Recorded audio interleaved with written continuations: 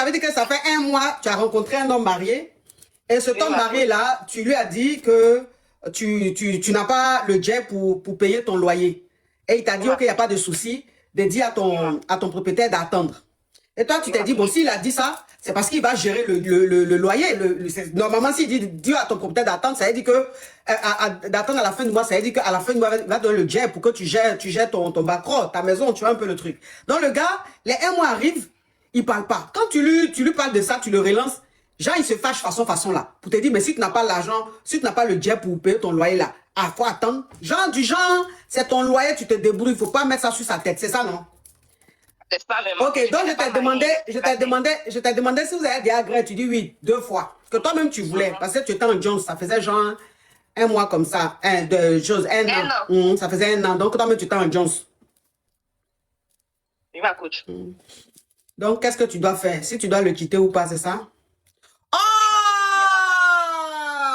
Dreamy! Certaines propositions, ma coach, luxueuses.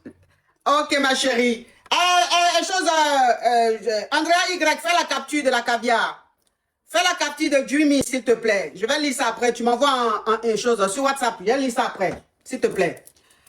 Donc, ça veut dire que la question que tu me poses aujourd'hui, c'est de savoir si tu dois rester avec ton mari là ou pas. Oh, Arthur. Je n'ai pas marié. Tu dis quoi? Je n'ai pas marié. Mais quand tu as commencé l'histoire, tu n'as pas dit un marié?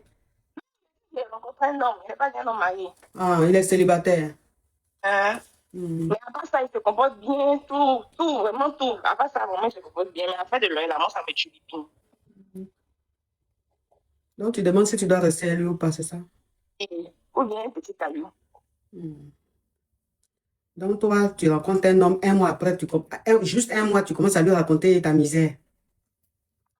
Non. Faut me répondre. Donc, toi, ça veut dire que tu connais quelqu'un. 1 mois. Et puis, même quand tu dis 1 mois, là même, si on veut bien fouiller ces 2 semaines, tu as commencé à lui dire. Parce que s'il t'a dit à la fin du mois, ça veut dire que le mois n'est pas encore arrivé pour que ça fasse 1 mois. Donc, ça veut dire que tu lui as parlé de ton loyer, là. 2 semaines seulement. C'est-à-dire, le premier grelier, en même temps, tu as commencé à dire que tu n'as pas le jet pour payer ton loyer.